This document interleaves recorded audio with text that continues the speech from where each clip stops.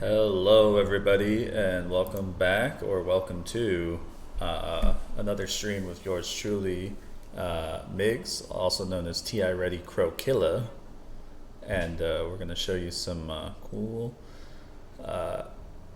gameplay and commentary here from the Clockwerk perspective mainly.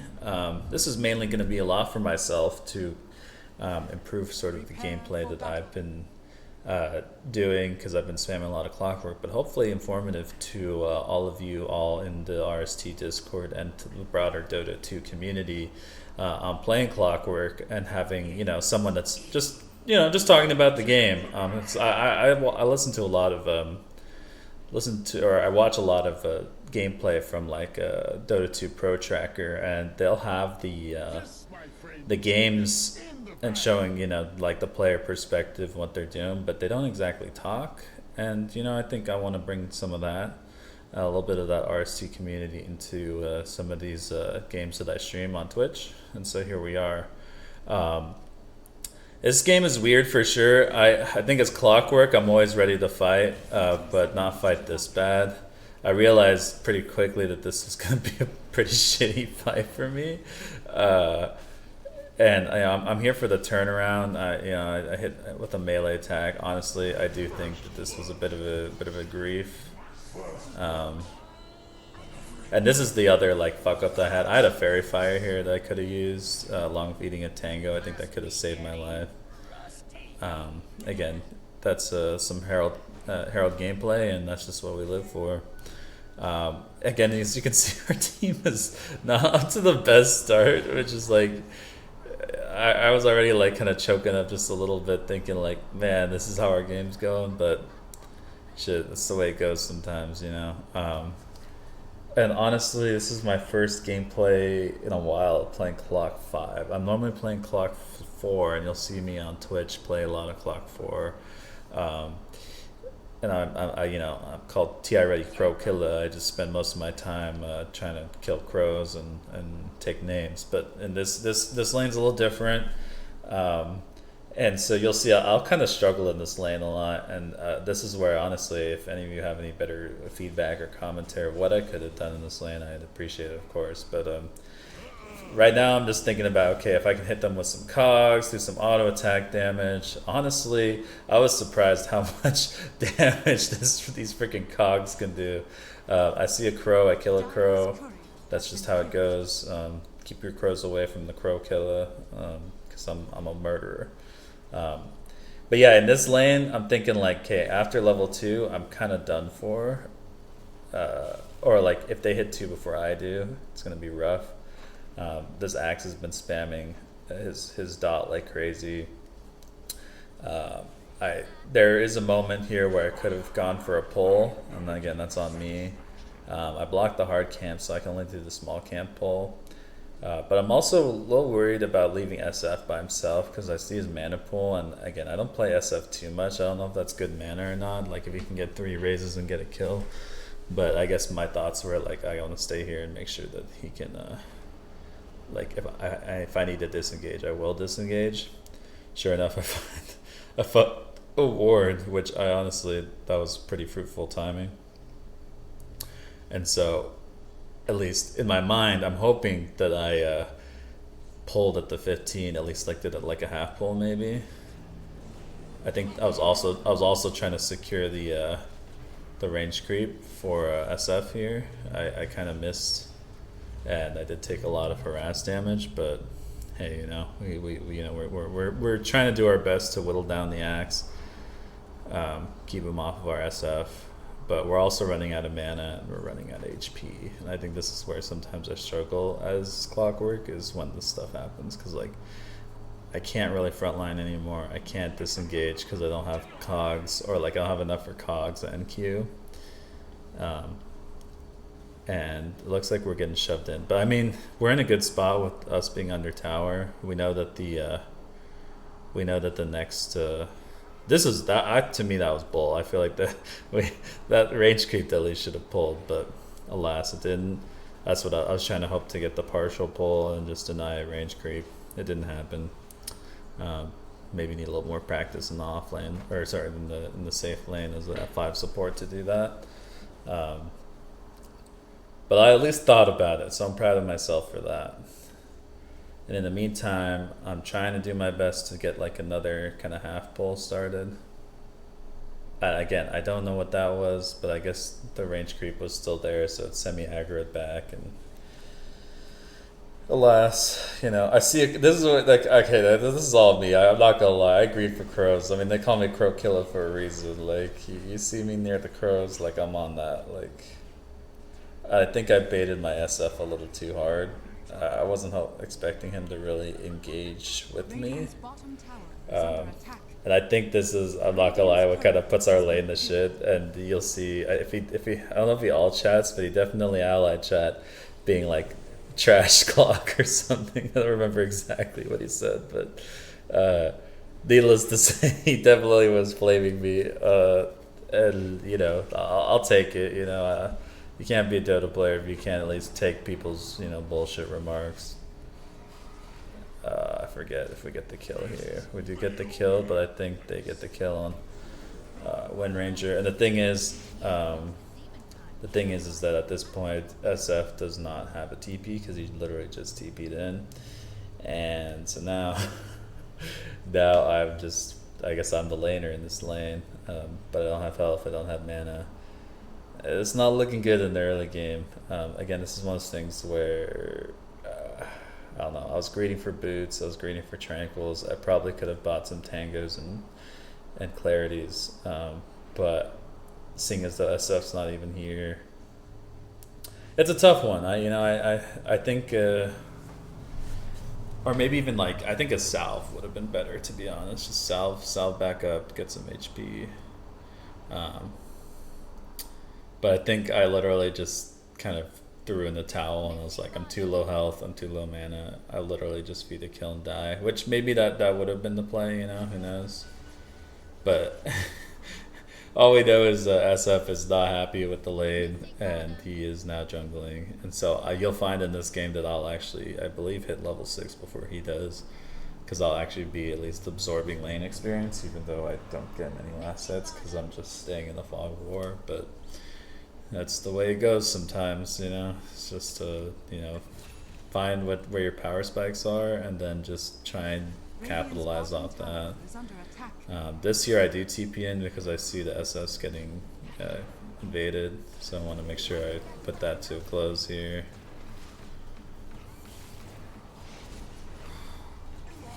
Huge. So we get the kill. We're happy, you know, and then I'm kind of afraid for the power shot, so I kind of like do these little dance moves here, and then sure enough, the power shot comes out, and then I think, do I walk back to the base again? I think I do, or no, I think I buy the tranquil boots, and I meet my crow halfway, and I walk back. But yeah, that Clockwerk definitely like burns his HP to make plays, and then that's why you frequently buy tranquil boots. It's just because you need that extra health back from every play you make on the map. Like you're gonna burn all of your HP engaging because they're gonna focus you, and then you just, you know, wait 12 seconds, wait another 20, you'll get most of your HP back, and then you can go in for another play again. Shit, I'm already being hit with the Wyatt's. Where you at? Oh shit, I'm making this commentary video, that's what I'm doing. But so needless to say, you know, we're at the 7-minute wisdom here, and if this lane had gone a little better, I think I would have tried to invade that. Again, I couldn't tell you if I would have. It's still something I'm working on for sure, but 7 minutes for sure.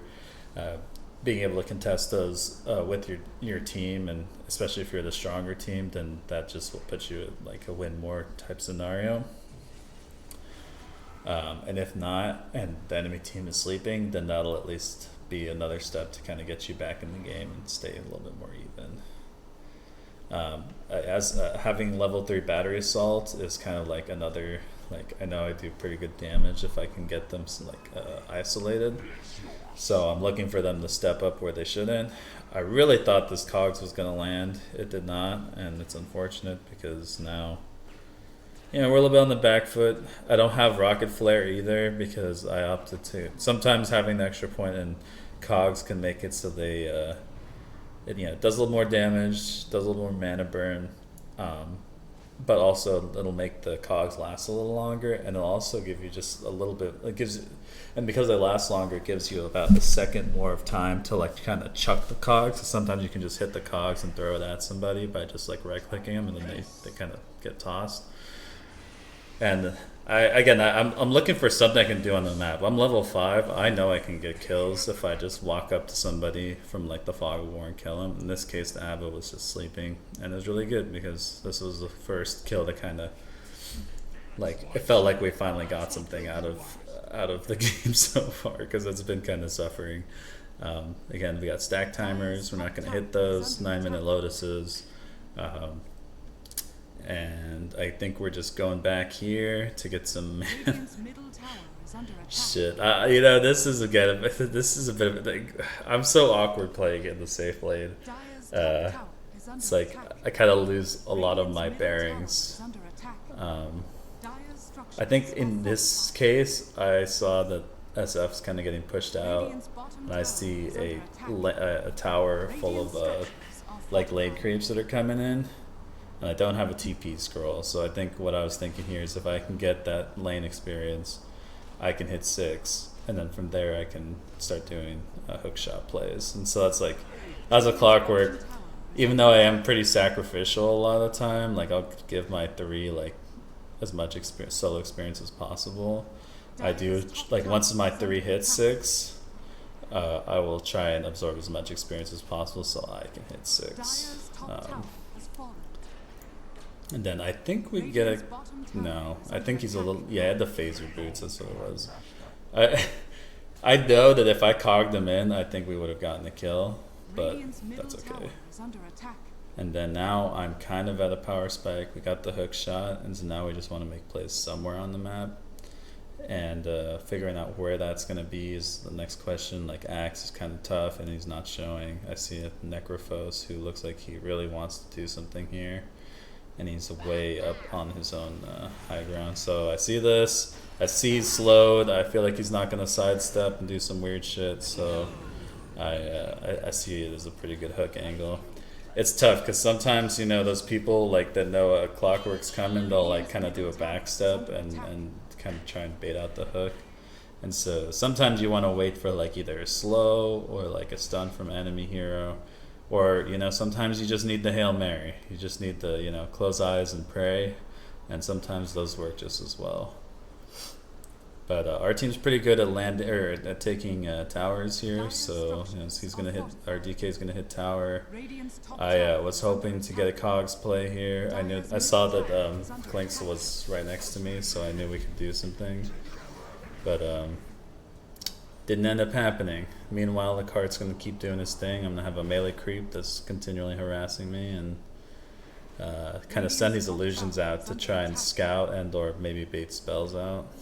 It's a weird spot because I feel like our team is still trying to like hit an item timing / power spike, and their team is a little bit stronger in the early game. You've got the Necrophos, you've got the Abaddon with all the shields. And I think you'll find that this Abaddon for like the first part of this game was definitely doing some work. He was, his shields are goddamn annoying, but you'll find also that he was very actively overcommitting a lot of these fights too, and it'll kind of go into our favor as the game goes on. We got the 12-minute power runes that just spawned. Stack timers on the 12. Stack timers every minute when you can. And honestly, that was kind of a Hail Mary hook. I did not know exactly where he was going to be. I was actually hoping to hit the Wind Ranger there. But I also knew that maybe I could hit the... I don't know what I was going for. Like I said, sometimes you just throw a hook and pray. Like, you're just like, okay, no one's in my way at least. So at the very least... it's going to just go straight through the air and it's going to hit nothing. But in best case scenario, you hit a body, and it's probably going to be a hero body. I guess that's kind of like my thoughts when throwing a blind hook, because it's like, how stacked is the enemy team? Like, what's the probability that you at least hit someone in the Fog of War? And that was pretty good that I was going to at least hit Wind Ranger or or a Necrophos, and we ended up getting the more priority target, which was nice, just the Necrophos. And then we kept him in the Jakiro fire, which I thought was awesome. Again, I don't intentionally look for these plays half the time. I'm just like, I hook, I Q, I W, I walk out. But when they land, they land. And so as I'm playing this game, 14-minute Wisdom Runes coming up here, so I'm thinking about that. I'm also thinking about what I'm going to itemize, because they've got a lot of annoying spells on their team that are like defensive in nature. They have the Necrophos Ethereal Form, they have Wind Ranger Wind Run, they have Abaddon Shield, you've got the Axe damage over time spell, and it's just a lot of annoying stuff that you have to dispel from either yourself or them.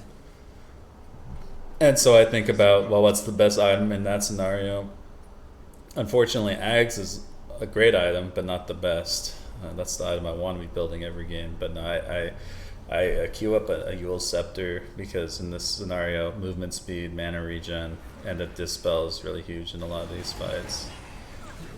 And again, we're lucky that my teammates didn't grief me, and they let me get a good hook angle, which was nice. And everybody was already kind of frozen still. I think this is honestly a really good invade on their triangle. I think this kind of brought us some momentum back into the game.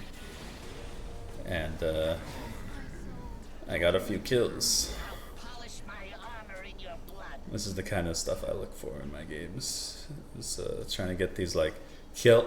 I feel like with Clockwerk, if you can get that kind of kill after kill type momentum going, that's kind of like what makes Clockwerk strong. Is he'll initiate, get a kill for your team, and then the enemy team is forced to play at a numbers disadvantage for their respawns. And if you can keep that numbers disadvantage, you can start taking towers and kind of start closing out the map. And you kind of have to force the enemy team to fight as 5 or 4 or whatever, the numbers they need to win these fights that Clockwerk is taking. In the meantime, you can ward up their side of the map and get, here we are again, we're smoking after we take a kill. 60-minute power in spawning. And I believe they have this triangle warded, but we're smoked, so I think we literally go for well, shit, if they walk up the high ground, we'll just get a kill. It's it's a triangle, you gotta farm this shit, so. I don't want to say again, but that's what you look for, right? And especially if your team's willing to make those plays and doesn't just F around and go farm somewhere else. I feel that's how you keep the momentum up. And right now, Axe is doing a good job pressuring our mid tower. That's definitely what's gonna want call some attention to him and kind of keep this push from doing what it's doing. You'll see that I kind of put, again, at my MMR, I think we're safe to do this, where we just use some of the tree destruction mechanics of cogs to be able to create a nice open space, and then put a yellow ward where people normally don't ward, and then because of that, you can get some good vision. And you see I hook shot it to the Abaddon, but I realized engaging on him just doesn't do me anything. Abaddon does tend to, I think, win in solo trades for the most part. Plus, I wanted to get my spells up for the next one, so I just hook shot cogs and call it good. We get this axe inside of cogs, and he doesn't want to hit any of them, so I end up just cogsing. I'm well, fine, if you don't want to hit any of them, you don't want to walk into any of them, then I'm just gonna hit you. I'm gonna hit these cogs into you so that you still take some damage and get bounced around. And so did end up working in our favor. And unfortunately, though, I think they did have at least enough counter engage here to kind of follow up that play. But our SF is slowly getting back into the game after he's been flaming me all game. But it's nice because when he left the lane to farm at inefficiency or efficiency, whatever it is, he gave me the solo lane to hit 6, and since then I've been able to at least make map plays and kind of keep the pressure up. So now we're actually at a 1k gold lead, whereas before they were about 2k gold lead up. And it's good stuff, you know. 18-minute power runes just spawned, which is, you know, nothing we really can get to right now. Our waves are kind of shoved in. I mean, Planks can maybe grab it. And of course, you know, we're hitting those stack timers when we can. And you know, it's like, when are you gonna hit the stack timers? If there's off time, you know, if there's if you don't see like the enemy team immediately engaging on you, or if you're trying to hit like another item time and you don't want to fight, it's like, all right, hit that stack timing. Make sure you you know, get those cores the money they need. I think right now, like, I saw at least some more bottom, like at least the axe, and so I threw this hook shot, or I threw this flare just to be able to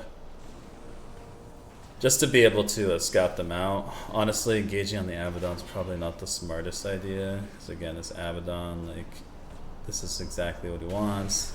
Sure enough, his team reads this play, and I think the best thing to do in that scenario was to try and engage on the axe, not the Abaddon. Like, that would have been a 2-life scenario either, or like, because with Abaddon you're basically fighting through an Aegis. Like, you gotta get Abaddon low once, and then you gotta get him low twice because his ult's gonna proc and he's just gonna gain all of his life back. So that was definitely an F up on my part. Like, just don't focus Abaddon. He's just never a good target in pretty much any scenario unless he's like the last kill. And I think I learned from that. So like the rest of the game, you won't see me hookshot him anymore, or at the very least, you won't see him burn many spells to like do anything with him. Like, all I'm gonna do is basically waste his time when I try to deal with the Abaddon. And then in this scenario, I saw they didn't have like too much hard CC, so I figured I'd lose nothing for like trying to at least drop cogs. Again, was it worth it? Probably not. I think you get the same scenario whether I engage or not, except now I'm on lower cooldown, so again, that's probably not worth it. Wait, okay, but if they did, I forget if we actually make a play here or not, but looks like we did some scouting, and yeah, we got the 21 wisdom coming up, so we got to be thinking about the 21 wisdom. Stack timers at 21 as well if we're near any stacks. And again, I don't know, the entire time I'm playing this game, I'm just thinking like, okay, well, SF hasn't joined any of these fights. He's been farming, and he will eventually like join us in these fights, and when he does, we'll pop off. And then sure enough, as I'm thinking about SF, SC's getting jumped on. This is one of the nice things about Clock, is you can instantly TP and kind of be there for a team fight. And I literally use him just to give him enough time to walk outside of cogs so that he can auto them, and I can like just keep him inside cogs, and that did the trick. And I forced the high five. I mean, I gotta, you know, like, this guy's been literally giving me bad manners all game, and I was like, look, I just saved your butt there, so give me that slaps. But so you know, that's one of the nice things about Clockwerk, is if you know your core is farming in the area that you can kind of reach, like, as long as you know they're not gonna like blow up in the next 2 seconds ish, you can like instantly TP and hook shot and kind of follow up. And the thing is, if it's a solo laner, or like if they're solo like that Axe was, like, they're in a super bad position at that point, because now it's a 2v1.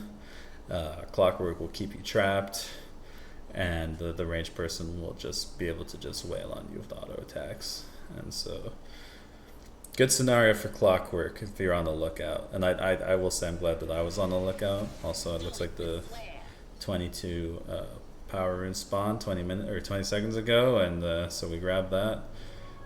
I was a little late on taking that, but again, it's just something to always be mindful. Every set of 2, there's going to be a power rune for you, you know. So 23-minute stack timers for, that looks like all the camps are taken. And so I think right now I'm just breaking down some trees to make it so that we have like kind of like a tier 1 tower vision without the tower. again, this is a little clockwork tech you can use in games where people aren't savvy yet to the like tree destruction. Because like I feel like in higher games they'll be like, oh, those trees are destroyed. Obviously, somebody put a ward there. But I don't think people think that much in my bracket, anyways, which is like high legend, low ancient. You know, so good little tech for Clockwerk. And I value tree destruction on a lot of different supports that can't do it, like Enigma. Here's a fight starting. So again, I see a Jakiro as a clock. You can basically join any fight. The question is, do you stay in the fight? And in this case, I immediately saw that I did not want to stay in that fight. And at this point, I think I'm just gonna try and hold people in for the SF. And then here I'm keeping the Abaddon like away from me, and I come back to stop his TP with the battery assault. So I think that was a good play. That was a solid play. It kind of turned from a good play, or from bad play to a good play, which was sick. And I think this kind of like honestly was one of the game turning fights, I think, where if I could start to feel our momentum shift just a little bit, because like, all right, here's SF, he's finally joining a fight for us. And then in terms of itemizations, like, all right, we got the Yules, so now we can, you know, dispel the Necro if we need to. We can dispel the Aphotic Shield from Abaddon. We can dispel Windrun. And Axe DOT. We can also just put on ourselves to kind of buy us some extra time while we like, because sometimes you want to like hook shot QW and then you'll realize, oh shit, like I'm not gonna get I'm gonna take too much burst damage, so you instantly Yules just to buy yourself time while your team kind of closes in, like to close the gap. And so you can also use it for that. So I mean, Yules has got 1,000,001 uses, and not only that, but it gives sick mana regen and movement speed. So it's like everything that Clock wants, because it's such a mana hungry hero. For it's a classic strength hero problem. Good skills, not enough mana to use them. But so I'm thinking, all right, so we got the Yules. Now I think again, I'm always thinking I Acceptor, but the Force Staff felt pretty good, because a lot of these heroes can be kited with the Force Staff. You just, Abaddon runs into you, Force Staff. His Lifestealer runs at you, Force Staff. Necro runs at you, Force Staff. Like they don't have any ways of like kind of like like jumping on you, so you can like, everything they do is pretty choreographed, and so you can just like Force Staff if you think you're in a bad scenario. And with Clockwerk especially, it's always nice because you can literally hookshot in cogs and then Force Staff out, where you literally force the enemy to be inside cogs, but you're not in cogs. And so it puts them in an awkward scenario where they have to hit the cogs to get out, and kind of like pseudo-rooting them in place, but with terrain and autos instead of like some weird dispel mechanic. And again, I think for this one, I saw the 26-minute rune. I saw the timer, and I picked up the double damage rune, because for me, it's as soon as I see a double damage, that's like the #1 prio, where like no matter who I'm playing, like I try to make sure I secure that for our team, because having it on the enemy team can really suck. You give that to the wrong hero, and all of a sudden, like, you just can't team fight for 2 minutes, or you can and you lose, and you just feel bad because you knew it was because you gave up the rune. And as a 4, that's as a 5, whatever. As a support, just gotta look out for those things. Those it's all the small things that kind of add up. 27 minutes, that was a stack timer we missed, but we have a 28-minute Wisdom Rune coming up, so we're thinking about the 28 Wisdom Rune as we're playing along here, and we're just looking across the map, scouting with flare wards. Yeah, I don't know, like, so far, game's looking good. Like, I feel like I finally have the items to deal with a lot of these heroes, so it's just a matter of, like, being behind my team that has the extra damage, and then, like, doing a follow-up play. And I think a smoke is here, so... Because I'm thinking, okay, 28 wisdom, that's money. And I'm glad I actually remembered to try and contest the enemy wisdom this time, because normally I'm I'm always about just like I'll be pretty good about getting our own, but it's the enemies that makes the bigger play, because that's like when the enemy tries to go for yours, that's the inconvenient play for them, just like it's the inconvenient play for you to go towards theirs. And then you just get bigger level advantage. And you think I'd learned my lesson, but I did not. I engaged on the Abaddon. They read the play. I think they got the Jakiro. I think they were all ready to get the Wisdom Rune, so that's kind of on me, I guess again for me it's Clockwerk. It's a little bit easier to disengage because again they don't have any good lockdown necessarily on their team. Their draft, other than like Wind Ranger and Axe, they don't have any good lockdown, so you can literally just walk up cogs and walk out, and if they try to chase you, they either have to one, hit the cogs, or two, get bounced back by the cogs, and either way it's inconvenient for them. And so it kind of, I think it set our team back just a little bit in this scenario, but nothing crazy. Like I still wasn't completely feeling the burn here. Like I was like, okay, a little mess up, grief for Clockwerk things. Sometimes you just gotta let them know that you can cogs, even though you should. But needless to say, we did anyways. And so the 30 minutes coming up, that means power runes, that means stack timers if we're near any stacks, and we're thinking about items to build next. And in this case, I feel like I have enough defensive items for what I want for this game, and I feel like adding a little bit of extra vision in these team fights, a little bit extra damage with the overclock is going to be good. And I think we can actually win some fights. I think we just kind of messed up. And okay, this time I went in, but he was pretty mispositioned. Like I feel like that was gonna be like a given either way, which is why I was like, yeah, I'm gonna engage because I don't think we're gonna get counter. That was risky though, because Axe could have definitely counter engaged. But I think what was sick here is we had some really good cogs, so we were able to keep the Axe inside. And he wasn't able to escape. Sure enough, we got a stun coming, and yeah, I think we get. I want to say we get like the full. Was it the rampage or the not the rampage, but like the full ace, if you will, the full 5 in the pocket. So, and I think that was a pretty big momentum swing for us. At this point, we have Jakiro and Dragon Knight just slapping towers, and so right now we just kind of need like, I forget if we take another tower here, but at least I feel like we at least force a fortify or something. But because they're not spawning, and sure enough, Abaddon goes to show. I don't even think he's got his ultimate yet, so that's why I was like, yeah, you know what, this is a good play. Like if he just spawned, his ult's on like a minute something cooldown, like. It was probably getting close to when he was gonna have it. Like, yeah, I see it's up now, but yeah. So, needless to say, oh shoot, yeah. So then again, I'm always looking to get the hooks out to save like my cores, and so we got a good hook there. Saved at least SF long enough to do something, and then I forget what happens next here. We got the 32 power runes respawning, but we're also just really good hitters of towers right now. Like we're getting buildings,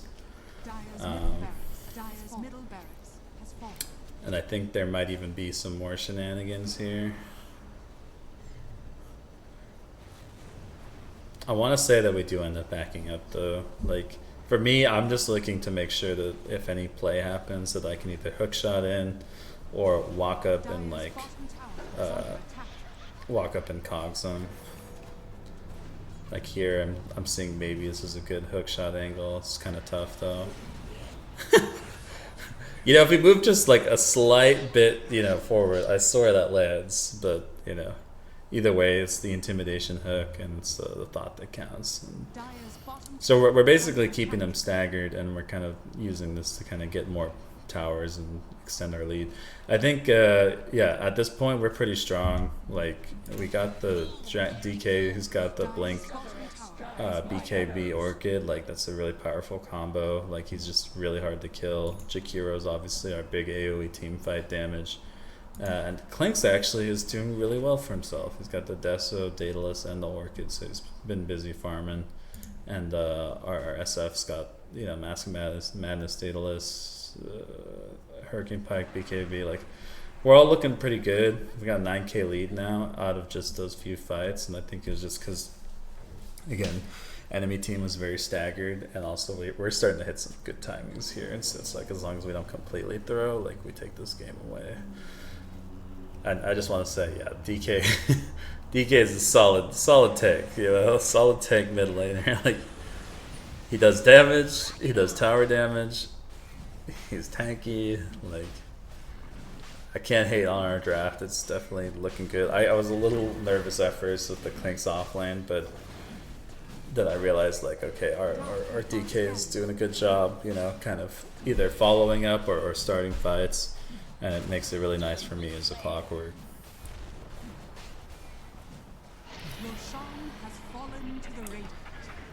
Snagged at Aegis, and I think they just overstepped just a little bit, and I think I managed to poor Ava, he gets his ult procced and then immediately gets double Yule Sceptered, and just nothing happens with his ultimate. And like, yeah, I will say this was a good call from Axe. In this scenario, I'm just trying to get cogs before I die, and I think it was pretty good because it allowed this SF to basically get this double play here, because they tried to run away from his ultimate and then they couldn't. They just got cogs. So, you know, I will say, like, if you want to at least get one skill off before you die as Clockwerk, I'd say most of the time it's gonna be cogs. Like, just get cogs out.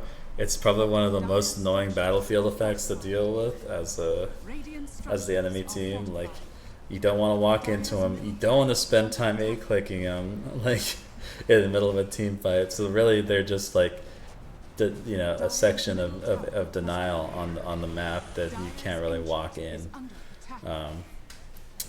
And also, I believe they give vision and they cut down trees. So overall, like, it's a good skill for you to have. And as you can see, game ends, really good building damage from our team. Like, we hit those few power spikes, we got the BKB, and honestly just keeping them staggered, hitting the Roshan. Like, I think that's the way you win these games and, like, close them out quick. So I mean, shout out to honestly the entire team for kind of playing fast the way we wanted to.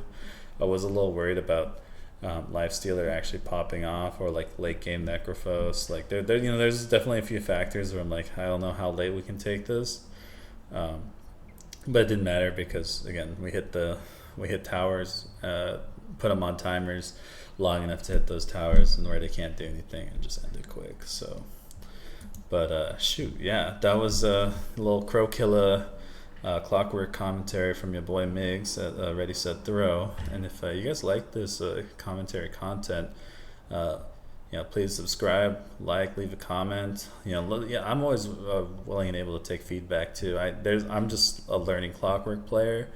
I'm around Ancient to Legend, and I'm just, you know, trying to grow my MMR, grow my community, grow my friends and people in the Dota community and gaming. So thank you all for tuning in, and I appreciate you all. And I will see you on the next video. Take care, everybody.